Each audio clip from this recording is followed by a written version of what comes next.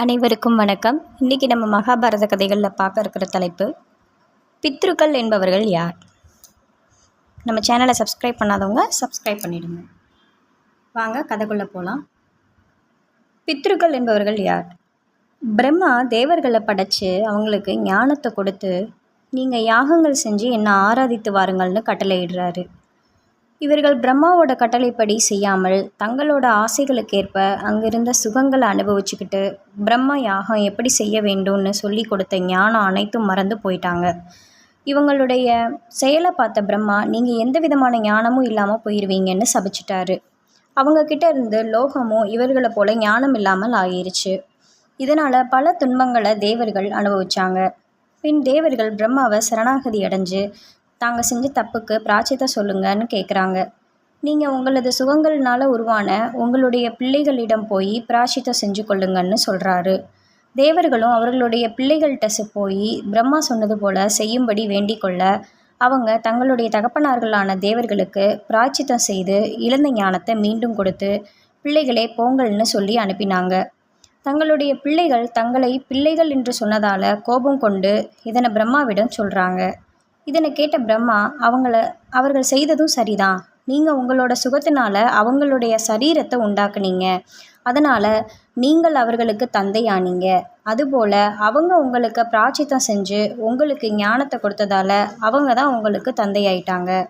அதனால் அவங்க சொன்னது சரிதான். ஞானம் கொடுத்த அவங்களுக்கு பித்ருக்கள் என்று வழங்கப்படட்டும். ஞானம் பெற்ற நீங்கள் தேவர்கள் என்று வழங்கப்படுவீங்கன்னு ஆணையிடுறாரு. அது முதல்ல அவங்க பித்ருக்கள் ஆனார்கள். பித்ருக்கள் 7 விதமானவர்கள் ஆவார்கள். அவர்களில் சுகாலர்கள், ஆங்கிரசர்கள், சூஸ்பதர்கள், சோமபர்கள் என்ற 4 வகையினரும் உருவத்தை கொண்டவர்கள் ஆவார்கள். இவர்கள் இருக்கிற இடத்துக்கு பித்ருலோகம்னு பேர். வைராஜர்கள், அக்னீஸ்வரத்தர்கள், பர்ஹிஷதர்கள்னு 3 வகையினர்கள் உருவமில்லாதவர்கள். தங்களுடைய தர்ம புண்ணிய பலன் மற்றும் ஞானத்தால் எங்குமிருந்தும் தகுதி பெற்றவர்களாக இருப்பாங்க. அணுவிலும் பிரவேசிக்கக்கூடிய சக்தி அவங்களுக்கு இருக்கும். தங்களுக்கு விருப்பமான ரூபங்களை எடுத்துக்கொண்டு வருவாங்க. இவங்க இருக்கிற இடத்துக்கு சனாதன லோகம்னு பேர். இவங்களுக்கு பித்ரு கணங்கள்னு பேர். நம்முடைய இறந்து போன முன்னோர்களுக்கு நாம் செய்யும் சிரார்த்தங்களை இறந்து போனவங்களுக்கு நேரடியாக போவது கிடையாது. அவை நேரடியாக பித்ருக்களுக்கு கணங்களுக்கு அல்லது பித்ருக்களுக்கு தான் போகிறது. அவங்க தங்களுடைய யோக பலத்தால் 3 லோகங்களில் இருக்கிற தேவ கந்தர்வ மனுஷர்கள் முதலிய எல்லா பூதங்களுக்கும் அவங்கவுங்க இடத்துல எந்த ரூபத்தில் இருந்தாலும் அவங்களுக்கு சேர்றபடி செய்கிறாங்க. பீஷ்மர் அவரோட தகப்பனாருடைய சிரார்த்தம் செய்து பிண்டதானம் செய்யும்போது பூமியை பிளந்து கொண்டு ஒரு கை வெளியில் வந்து பிண்டத்தை கொடுன்னு கேட்குது. அதில் அநேக ஆபரணங்கள் கையில் அணியப்பட்டிருந்தன. அந்த கை அவருடைய தகப்பனாருடையது. அவர் இறந்து போவதற்கு முன் இருந்தது போலவே இருந்தது. பீஷ்மரும் பிதா கையில் பிண்டதானத்தை செய்வது சரியில்லைன்னு நினச்சி பூமியில் போட்டு சிரார்த்தம் செய்கிறாரு.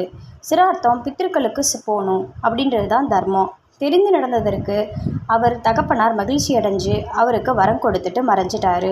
ஆகையால் நாம் செய்கிற சிரார்த்தம் பித்ரு தேவதைகளுக்கு போய் பின் அவர்களால் இறந்து போன ஜீவாத்மாக்களுக்கு எந்த ரூபத்தில் இருந்தாலும் அங்கு அவங்களுக்கு சேர்ப்பிக்கப்படுது.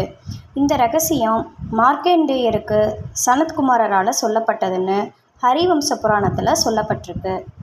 இந்த கதை பிடிச்சிருந்துச்சுன்னா லைக் பண்ணுங்கள், ஷேர் பண்ணுங்கள், மறக்காமல் சப்ஸ்கிரைப் பண்ணுங்கள். நன்றி.